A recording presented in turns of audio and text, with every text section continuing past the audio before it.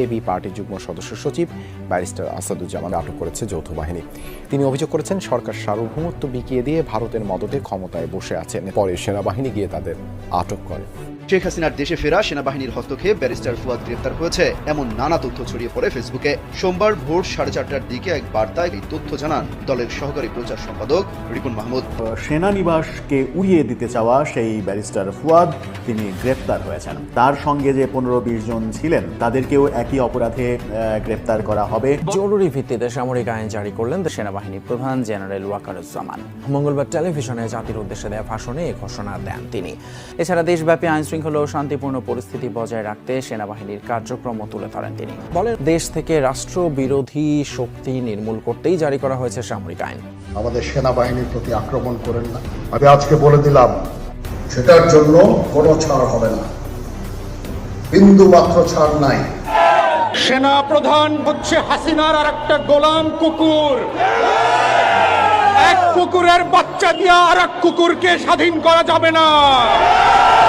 আমরা যখন কুকুরকে দেশ ছাড়া করেছি, কুকুরের বংশ সহ উৎখাত করে দেশ ছাড়া করব।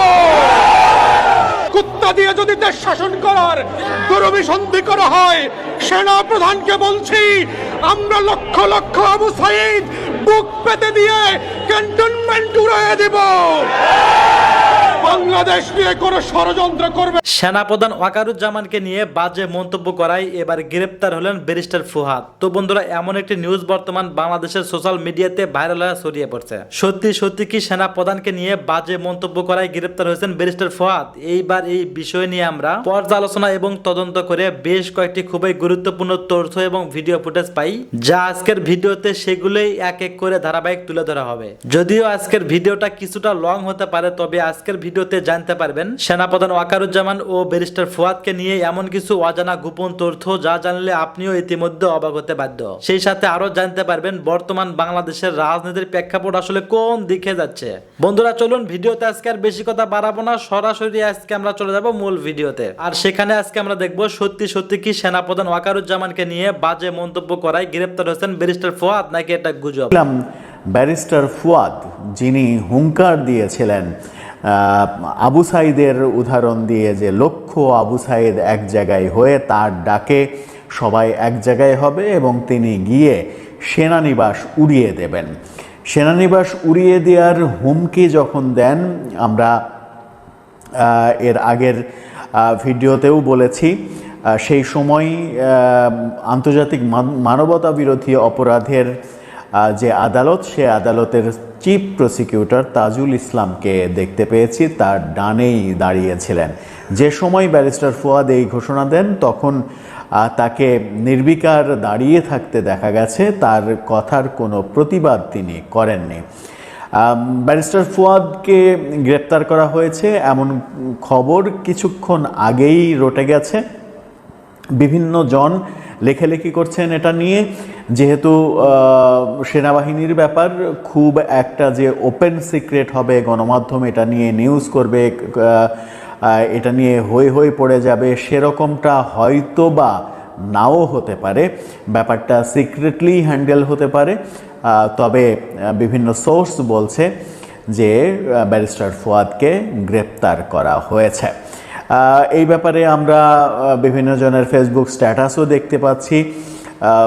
জনপ্রিয় ইউটিউবার ব্লগার মুফাসসিল ইসলাম, তিনি প্রথম সামাজিক যোগাযোগ মাধ্যমে এই খবরটি জানিয়েছেন এখন থেকে আধা ঘন্টা মতো আগে।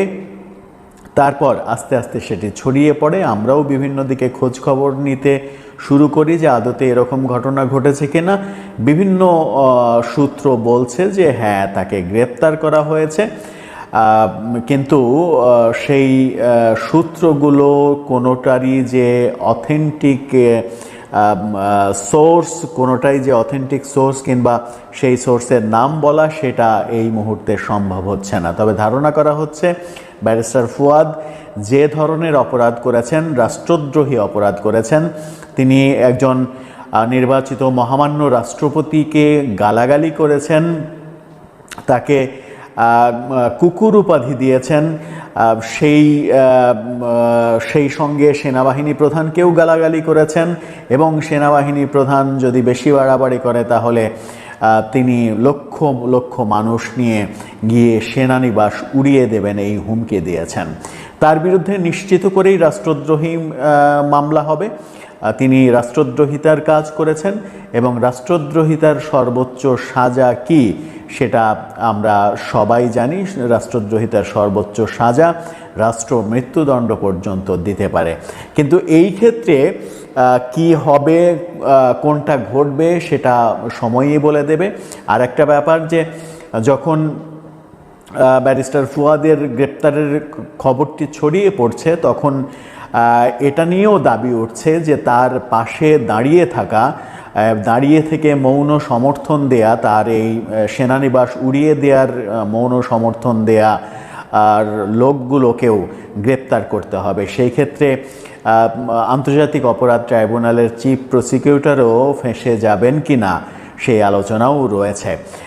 কারণ তার মতো এত বড় একটা পদে থাকা ব্যক্তির সেখানে উপস্থিত থাকাই উচিত হয়েছে কিনা সেই নৈতিক ব্যাপার তো রয়েছেই। তারপরেও তাকে এখন পর্যন্ত, ঘটনা ঘটেছে 2 দিন হলো, তাকে এখন পর্যন্ত কোনো বিবৃতি দিয়ে ব্যাপারটা নিজের থেকে আলাদা করতে শোনা যায়নি। তিনি তার বক্তব্যের সেখানে উপস্থিত থাকলেও তার বক্তব্যের কোনো প্রতিবাদ বিরুদ্ধে কোনো কথা বলেননি। সুতরাং অনেকে বলছেন, লেখালেখি করছেন যে একই অপরাধে দায়ী তিনিও। তিনি আন্তর্জাতিক মানবতা অপরাধের যে ট্রাইব্যুনাল, সেই ট্রাইব্যুনালের চিফ প্রসিকিউটর হিসেবে দায়িত্ব পালন করার নৈতিক অধিকার আর রাখেন কিনা সেই প্রশ্নও অনেকে তুলছেন। সেগুলো আইনি ব্যাপার, সেগুলোর রাষ্ট্র কাঠামো বুঝবে, আইন বুঝবে যে কি হবে সেটা পরের বিষয়। কিন্তু এই ব্যারিস্টার ফুয়াদ কিছুদিন আগে মানে হচ্ছে যে আমরা 16ই ডিসেম্বরে যখন বিজয় দিবস পালন করছি, যদিও এবারের বিজয় দিবস সেরকমভাবে পালিত হয়নি, সেই সময় তাকে বলতে শোনা গেছে 16ই ডিসেম্বরকে তিনি বিজয় দিবস হিসেবে মানেন না। 16ই ডিসেম্বর নাকি বিজয় দিবস না, কারণ হচ্ছে পাকিস্তানি সেনাবাহিনী আত্মসমর্পণ বাংলাদেশের বাহিনীর কাছে করেনি, ভারতীয় বাহিনীর কাছে করেছে। এরকম নানা কথা বলেছেন এবং সেই থেকেই তাকে আখ্যা দেয়া হচ্ছিল স্বাধীনতা বিরোধী হিসেবে। তার যে বেসিক এবি পার্টি কোথায় থেকে আসলো, কোন দল থেকে এবি পার্টির জন্ম হলো, এই ব্যাপারগুলো নিয়েও চর্চা হচ্ছে। এবি পার্টির আদতেও অস্তিত্ব কতটুকু, কতজন সদস্য রয়েছে, কয়টা ভোট রয়েছে, সেগুলো নিয়েও কথা হচ্ছে। এই যে প্রেসিডেন্ট সেক্রেটারি, এখন তো সেক্রেটারি নির্ভর, মূলত সেক্রেটারি নির্ভর একটা রাজনৈতিক প্ল্যাটফর্ম, যিনি বিভিন্ন টক শোয়ে গিয়ে, বিভিন্ন আলোচনায় গিয়ে ফেস দেখিয়ে আলোচনায় থাকতে পছন্দ করেন, সেরকম একটি ব্যক্তি যার জনসমর্থন নেই, সেরকম একটি ব্যক্তি রাষ্ট্রের অন্যতম বড় যে প্রতিষ্ঠান সেনা বাহিনী এবং সেনানিবাস, সেই প্রতিষ্ঠানকে উড়িয়ে দেওয়ার হুমকি দেন। গ্রেপ্তার করতে বোধহয় একটু বেশি দেরি হয়ে গেল, এরকম লেখালেখিও হচ্ছে যে এত দেরি করা হলো কেন। যাক, অবশেষে ভালো খবর, যদি এটা অথেন্টিক হয়, যদি সত্য হয়, পরিপূর্ণভাবে যদি সত্য হয়, ব্যারিস্টার ফুয়াদকে যদি গ্রেপ্তার করা হয়, তাহলে একটা মেসেজ অপরাধীদের কাছে চলে যাবে এবং মব সন্ত্রাসীদের কাছে একটা মেসেজ চলে যাবে যে যা ইচ্ছা তাই করা যাবে না, যা ইচ্ছা তাই বলা যাবে না। বললে রাষ্ট্র অবশ্যই সেটা রাষ্ট্রের বিরুদ্ধে গেলে। আসসালামু আলাইকুম রহমতুল্লাহি ওয়া বারাকাতুহু। সম্মানিত দর্শক, বাংলাদেশকে ঘিরে আমেরিকার একটা মাস্টার প্ল্যান রয়েছে এবং সেটা আজ থেকে নয়, এটা স্বাধীনতার অনেক আগের থেকেই। আপনাদের সকলের মনে আছে যে হেনরি কিসিঞ্জার নামক একজন বিশ্ববিখ্যাত কূটনীতিবিদ ছিলেন, যিনি বাংলাদেশকে বটমলেস বাস্কেট হিসেবে আখ্যায়িত করেছিলেন এবং মার্কিন যুক্তরাষ্ট্র কোনো অবস্থাতে চাননি বা তারা চায়নি যে বাংলাদেশ স্বাধীন হোক। বরং এই অঞ্চলটি যদি পাকিস্তানের একটি প্রদেশ থাকে এবং এটাকে কেন্দ্র করে তারা যদি একটা বেইজ এখানে তৈরি করতে পারে, এর কারণ হলো পাকিস্তান আমেরিকার খুবই ঘনিষ্ঠ বন্ধু, এবং সেই ঘনিষ্ঠ বন্ধুত্বের কারণে যদি এখানে পাকিস্তানের বেশ কয়েকটি বেস থাকে, তখন ভারতের সাথে পাকিস্তানের কিন্তু সম্পর্কটা ছিল দা কুমড়ার সম্পর্ক।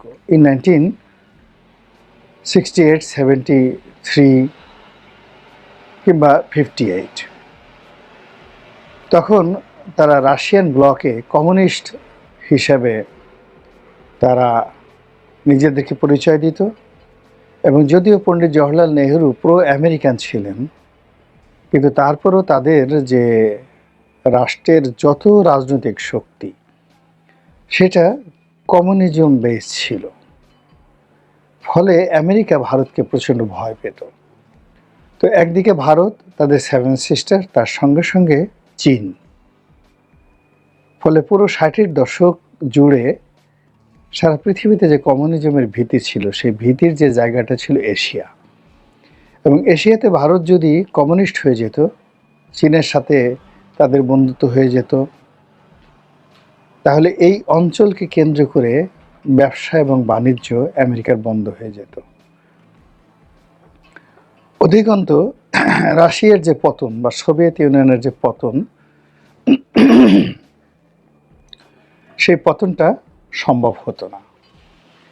ফলে বাংলাদেশকে কেন্দ্র করে, 7 সিস্টারকে কেন্দ্র করে দ্বিতীয় বিশ্বযুদ্ধের পর থেকেই আমেরিকার একটা মাস্টার প্ল্যান, একটা ব্লু প্রিন্ট রয়েছে।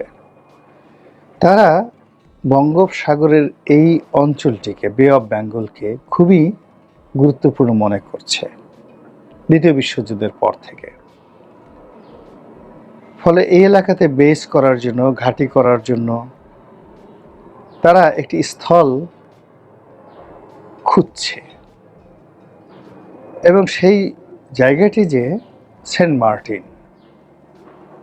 এখন এতে আর কোনো রকম সন্দেহ নেই, কোনো রকম সন্দেহ নেই। শেখ হাসিনা মুখ ফসকে আমেরিকার বিরুদ্ধে অনেক কথা বলে ফেলেছেন, এবং শেখ হাসিনা সেন্ট মার্টিনের বিনিময়ে ক্ষমতায় থাকতে পারেন এই ধরনের প্রস্তাব তাকে দেওয়া হয়েছে। এখানে ডক্টর ইউনূস কোনো ফ্যাক্টর ছিল না।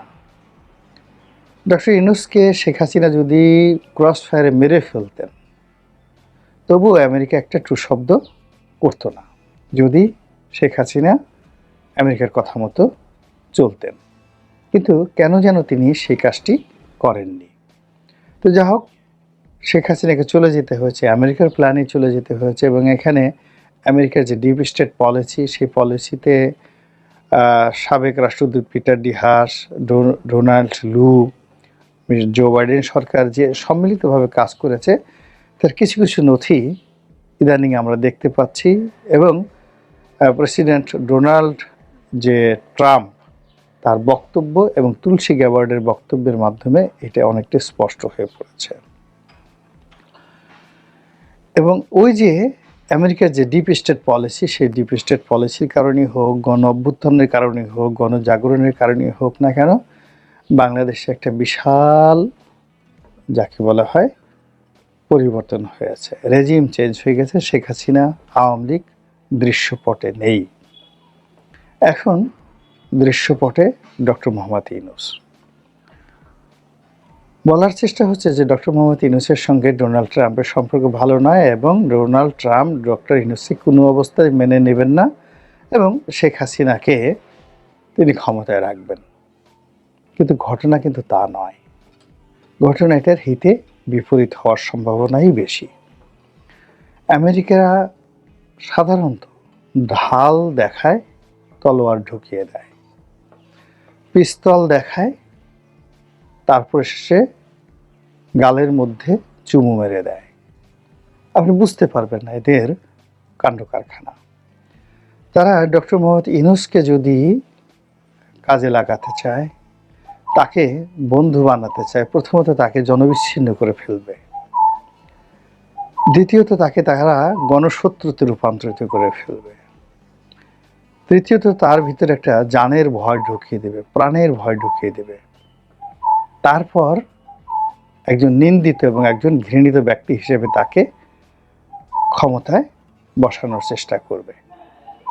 তো এখন এই যে তাকে বসানোর যে ক্ষমতায় বসানোর যে চেষ্টা, এই ক্ষমতায় বসানোর যে চেষ্টা এটি অব্যাহত থাকবে। এবং ঠিক একই কাজটা জনাব জেলেনস্কির আমলে হয়েছে। জেলেনস্কিকে এইভাবে প্রথমে পচানো হয়েছে, অজনপ্রিয় করা হয়েছে এবং তার মাধ্যমে একটি যাকে বলা হয় যার মাধ্যমে একটি যুদ্ধ পুরো ইউরোপের উপর ঘাড়ে চাপিয়ে দেওয়া হয়েছে। তো একইভাবে যদি এই বাংলাদেশে ডক্টর মোহাম্মদ ইউনূসকে জেলেনস্কি হিসেবে ব্যবহার করতে চায়, ভারতের বিরুদ্ধে ব্যবহার করতে চায়, পাকিস্তানের বিরুদ্ধে ব্যবহার করতে চায় এবং তাদের স্বার্থ এখানে উদ্ধার করতে চায়, তাহলে তাকে অজনপ্রিয় করা থেকে শুরু করে অন্য যে সকল কর্মকাণ্ডের কথা বললাম সেই কর্মকাণ্ড কিন্তু আলটিমেটলি শুরু হয়ে গেছে। এখন ডক্টর মোহাম্মদ ইউনূস তার এই পরিণত বয়সে জেলেনস্কি হবেন কি হবেন না, করবেন কি করবেন না, সেটি গণ অভ্যুত্থানের পর এ ধরনের শক্ত বক্তব্য দেশের অভ্যন্তর থেকে এই প্রথম জাতীয় পার্টির চেয়ারম্যান দিলেন। আপনারা জানেন যে জাতীয় পার্টির চেয়ারম্যান তিনি যে বক্তব্য দিয়েছেন এর পেছনের কিছু ইতিহাস আছে। 2014 সালে, 2018 এবং 2024 নির্বাচনে জাতীয় পার্টি অংশগ্রহণ করেছিল। 3 ধরনের ভূমিকায় 3টি নির্বাচনে অবতীর্ণ হয়েছিল। বলা যায় আওয়ামী লীগ সরকার তাদেরকে ইচ্ছে মতোই ব্যবহার করেছিল। যাই হোক, 5ই আগস্ট গণ অভ্যুত্থানের পর জাতীয় পার্টি 8ই আগস্ট 2024 তারিখে প্রধান উপদেষ্টা ডক্টর মোহাম্মদ ইউনূসের নেতৃত্বে অন্তর্বর্তীকালীন সরকারের শপথ গ্রহণের অনুষ্ঠানেও অংশ নিয়েছিল। তার আগে যদি একটু চোখ বোলাই, মানে 3 দিন আগে 5ই আগস্ট সেনাপ্রধান যে বৈঠক করেছিলেন বিভিন্ন রাজনৈতিক দল নিয়ে আওয়ামী লীগের বাইরে, সেখানেও কিন্তু জাতীয় পার্টির অংশগ্রহণ ছিল। এর বাইরে প্রধান উপদেষ্টা তার শপথ গ্রহণের পর বিভিন্ন রাজনৈতিক দলের সঙ্গে যে বৈঠক করেছিল, প্রথম বৈঠকে দাওয়াত পেয়েছিল জাতীয় পার্টি। কিন্তু গণ অভ্যুত্থানের সঙ্গে সম্পৃক্ত ছাত্র জনতার তীব্র আপত্তির মুখে, বিশেষ করে গণ অভ্যুত্থানের সংগঠকদের তীব্র আপত্তির মুখে পরবর্তীতে প্রধান উপদেষ্টার আর কোনো বৈঠকে ডাকা হয়নি জাতীয় পার্টি। এর বাইরে ছাত্রদের একাংশ জাতীয় পার্টির বিরুদ্ধে শক্তিশালীভাবে অবস্থান নিয়েছে, ফলে তাদের বিভিন্ন কার্যক্রম ব্যাহত বা বাধাগ্রস্ত হয়েছে। জাতীয় পার্টির বিরুদ্ধে মোটা দাগে অভিযোগ হচ্ছে তারা গত 16 বছর ফ্যাসিবাদী আওয়ামী লীগের কর্মতৎপরতার সহযোগী হিসেবে কাজ করেছে। প্রিয় দর্শক, আমি যে আলোচনা করছি এখানে মূল বিষয় হচ্ছে ডক্টর মোহাম্মদ ইউনূস সরকারের পতন ঘটাতে চূড়ান্ত প্ল্যান। একটা বিশ্বস্ত সূত্র বলছে যে ডিসেম্বরে নির্বাচন হবে এমন একটি ধারণাপত্র সামনে রেখেই এই প্ল্যান নেওয়া হয়েছে। 3টি পরিকল্পনা করা হয়েছে, plan A, plan B, plan C. তবে জাতিসংঘ মহাসচিব এন্টোনিও গুতেরেসের সফল বাংলাদেশ সফরের পর নড়ে চড়ে বসেছে ওই গ্রুপটি, ফলে দ্রুততম সময়ের মধ্যে তারা সক্রিয় হতে যাচ্ছে। 3 ভাবে 3 পন্থায় 3টি পরিকল্পনা নিয়ে ডক্টর মোহাম্মদ ইউনূসের গ্রহণযোগ্যতাকে প্রশ্নবিদ্ধ করতে, তার দুর্বলতাগুলোকে সামনে এনে পতন ঘটাবার একটা প্ল্যান বা একটা পরিকাঠামো তৈরি করতে চায়। আমি দেশের অভ্যন্তর থেকে যদি দেখি, এই মুহূর্তে দ্রব্যমূল্য নিয়ন্ত্রণ এবং বিদ্যুৎ নিরবিচ্ছিন্ন আছে বলে মানুষের মধ্যে একটা স্বস্তি আছে, কিন্তু অস্বস্তিও আছে আইন শৃঙ্খলা পরিস্থিতি নিয়ে। মব বিভিন্ন জায়গায় ঘটছে। 5ই আগস্টের পর থেকে এই মবের পরিমাণ কিন্তু বেড়ে গেছে। সংঘবদ্ধ মানুষ যা ইচ্ছে তাই করছে। এখন এই বিষয়ে জনগণের ভেতরে প্রচন্ড অসন্তোষ এবং উষ্মা রয়েছে। এই অসন্তোষ এবং উষ্মাকে কাজে লাগিয়ে দেশের অভ্যন্তর থেকে একটা ঐক্যবদ্ধ প্রচেষ্টা চালানো হচ্ছে। সেখানে বিভিন্ন রাজনৈতিক দল এক হবার বা কাছাকাছি আসারও একটা চেষ্টা চলছে। জাতীয় পার্টি প্রসঙ্গে যদি আরেকটু তথ্য দেই, যে জাতীয় পার্টির সর্বশেষ রাজনৈতিক দল এবং বিশিষ্ট ব্যক্তিবর্গের সম্মানে যে ইফতার পার্টি করেছে, সেইখানে বিএনপি সহ গণ অভ্যুত্থানের পক্ষের কোনো রাজনৈতিক দলই উপস্থিত হয়নি। ফলে জাতীয় পার্টি এই মুহূর্তে একঘরে অবস্থানে রয়েছে। হঠাৎ করেই জাতীয় পার্টি এই ধরনের অবস্থানের মুখোমুখি হবে বলে তাদের কাছে প্রত্যাশিত নয়। জি এম কাদের বরাবরই বলেছেন যে যখন ছাত্ররা কোটা বিরোধী আন্দোলন করেছে তখন তিনি এই আন্দোলনের পক্ষে জোরালো ভূমিকা পালন করেছিলেন। প্রিয় দর্শক, এখন দেখুন দেশের অভ্যন্তর থেকে একটা প্রচেষ্টা যেমন হচ্ছে, প্ল্যান এ নিয়ে তারা এগুচ্ছে, সেই বিষয়ে আমি আরো কিছু তথ্য দিতে চাই। আর অভ্যন্তরের বাইরে, মানে সীমানার বাইরে বহির্বিশ্বেও একটা পরিকল্পনা চলছে। ট্রাম্প ক্ষমতায় এলে বাংলাদেশে ডক্টর মোহাম্মদ ইউনূসের প্রশাসন বেকায়দায় পড়বে, এটা একটা প্রত্যাশিত বিষয় ছিল। আপনারা জানেন যে ভারতের প্রধানমন্ত্রী নরেন্দ্র মোদীর সঙ্গে ট্রাম্পের বৈঠকেও এ নিয়ে একটা আওয়াজ ওঠানোর চেষ্টা ছিল, কিন্তু সেই আওয়াজ ওঠানো যায়নি। এবার দেখুন যে বাংলাদেশের অন্তর্বর্তী সরকারের সঙ্গে ডোনাল্ড ট্রাম্প ক্ষমতায় আসার পর সেই ধরনের শীতলতা তৈরি হয়নি। সর্বশেষ আমরা দেখেছি ট্রাম্প প্রশাসন ৪১টি দেশের উপর ভ্রমণ নিষেধাজ্ঞা দিয়েছে। যারা বহির্বিশ্বে ইউনূস সরকারের বিরুদ্ধে পরিকল্পনা তৈরি করছেন, তাদের একটা টার্গেট ছিল যে এই ৪১টি দেশের মধ্যে বাংলাদেশের নাম থাকবে, কিন্তু দুঃখের বিষয় সেখানে পাকিস্তান বা রাশিয়ার নাম থাকলেও বাংলাদেশের নাম থাকেনি। ফলে অনেকটাই ব্যর্থ হয়েছে সেই পরিকল্পনাকারীরা। এখানে অন্যতম অন্তরায় হয়ে দাঁড়িয়েছেন ইলন মাস্ক। জানেন আপনারা সবাই যে ট্রাম্প প্রশাসনের ডিপ স্টেট হিসেবেই তিনি কাজ করছেন। ট্রাম্পের ছায়া প্রেসিডেন্ট হিসেবে এখন কাজ করছেন ইলন মাস্ক। ইতোমধ্যে ইলন মাস্ক প্রতিশ্রুতি দিয়েছেন যে বাংলাদেশে স্টারলিং ইন্টারনেট সেবা দেবেন। এর বাইরে কূটনীতিকরা কিন্তু স্বাভাবিক সম্পর্ক এখনো বজায় রেখেছে ইউনূস সরকারের সঙ্গে। এইরকম একটা পরিস্থিতিতে লবিস্ট নিয়োগ এবং ৩টি পরিকল্পনা আঁটা হয়েছে যেন ডক্টর মোহাম্মদ ইউনূসের এই সরকারটি আন্তর্জাতিকভাবে প্রশ্নবিদ্ধ হয় এবং তার দুর্বলতাগুলো প্রকটভাবে সারা বিশ্বে তুলে ধরা যায়। প্রিয় দর্শক, এখন আমি আবার দেশের অভ্যন্তরে আসি। দেশের অভ্যন্তরে অপপ্রচার এবং বয়ান তৈরি। অপপ্রচার কোত্থেকে হচ্ছে? একদম গ্রেবলসীয় অপপ্রচার, সেটা হচ্ছে ভারতের অভ্যন্তরের মিডিয়া। আর বাংলাদেশে এই সরকার যে দুর্বলতাগুলো দেখাচ্ছে সেগুলোকে সামনে রেখে নতুন বয়ান তৈরি হচ্ছে। আপনারা জানেন যে জাতীয় পার্টির পাশাপাশি কদিন আগে, মানে জাতিসংঘ মহাসচিবের বাংলাদেশ সফরের সময়কালেই গণজাগরণ মঞ্চ, শাহবাগ থেকে যে মঞ্চ তৈরি হয়েছিল, সেই মঞ্চের সংগঠকরা আবারও সক্রিয় হবার চেষ্টা করেছে। এটা হচ্ছে প্রথম পরিকল্পনা, কিন্তু সেই পরিকল্পনা ইতিমধ্যে ভেস্তে গেছে। যে ধরনের পরিকল্পনা গ্রহণ করা হয়েছিল সেই পরিকল্পনা বাস্তবায়িত করা যায়নি। তড়িৎ কিছু উদ্যোগ এই সরকার নিয়েছে বলে এখন দ্বিতীয় পরিকল্পনাটা কি, যে ব্যর্থতাগুলো এক করে বয়ান তৈরি করা এবং বিভিন্ন রাজনৈতিক সরকারের রাজনৈতিক শক্তির ঐক্যবদ্ধ একটা প্রচেষ্টা চালানো। কেমন জাতীয় পার্টি সহ অন্যান্য যে রাজনৈতিক দলগুলো আছে, এর মধ্যে বাম, মধ্যমপন্থী এবং কিছু সংখ্যক ইসলামী দলও রয়েছে যারা একসময় ঘনিষ্ঠভাবে আওয়ামী লীগ সরকারের সঙ্গে কাজ করেছে, তারা মিলে একটা জোট করার, জোট না হলেও একটা প্ল্যাটফর্মে কাছাকাছি আসার চেষ্টা করছে। এই চেষ্টার প্রতিফল বা চেষ্টার একটা নমুনা হিসেবেই আমরা জি এম কাদেরের বক্তব্য শুনলাম। জি এম কাদের যেসব কথা বলেছেন সেই বিষয়ে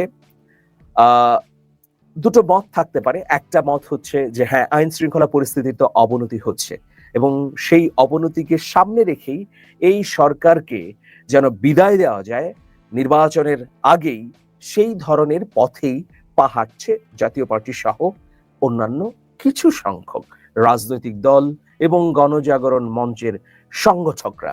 প্রিয় দর্শক, এখন দেখুন এটা কিভাবে সম্ভব। প্রথমত, যে আন্তর্জাতিকভাবে অগ্রহণযোগ্য যদি করে ফেলা যায়,